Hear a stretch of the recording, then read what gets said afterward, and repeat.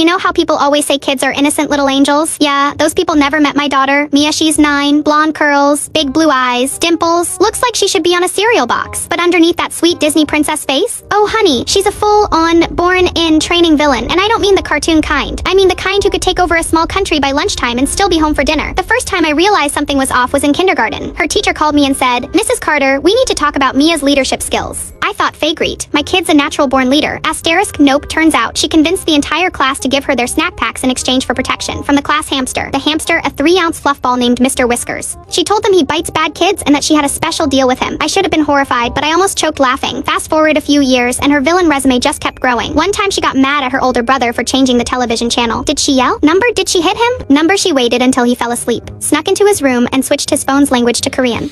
Then she hid the charger. This boy woke up, couldn't read his phone, couldn't charge it, and genuinely thought he'd been hacked by an international spy ring. Meanwhile, Mia was eating her cereal like nothing happened. Oh, and she has this laugh, this low, evil little giggle when she's plotting. I'll be in the kitchen making coffee and hear it from upstairs. It's like a horror movie soundtrack, but with glitter. She's also the queen of public embarrassment. Last month we were in Target, and she wanted a Barbie dream house. I said no. She looks me dead in the eye, loud enough for half the store to hear, and says, "Okay, I'll just tell Grandma you spent all your money on wine again." First of all, Grandma doesn't even drink.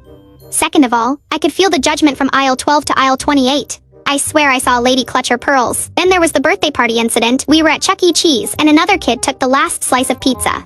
Mia didn't cry. She didn't complain. She walked over to the prize counter, spent her tickets on one of those cheap little plastic spiders, and dropped it in the kid's soda. The kid screamed. Soda went everywhere, and Mia just sipped her juice like a mob boss watching her plan work. But the moment I knew she was Faye Borfay to be a villain happened last week. I was baking cookies for a school bake sale. She comes in all sweet, "Mommy, can I help?"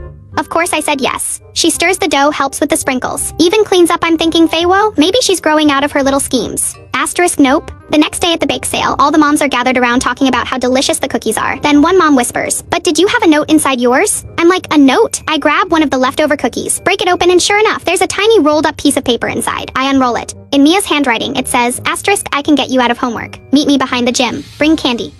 Asterisk, she had baked little blackmail recruitment notes into half the cookies. By the end of the day, she had a backpack full of Reese's Skittles and a suspicious amount of gummy worms. I confronted her, and she just shrugged and said, "Mom, that's just networking." And here's the final kicker. Later that night, I was cleaning the kitchen and found her organization chart on the fridge. Written in colored markers, with arrows and names: Mia Faye Boss, Lily Faye Spy, Jack Faye Muscle, Mom Faye Unwitting Supplier, Unwitting Supplier.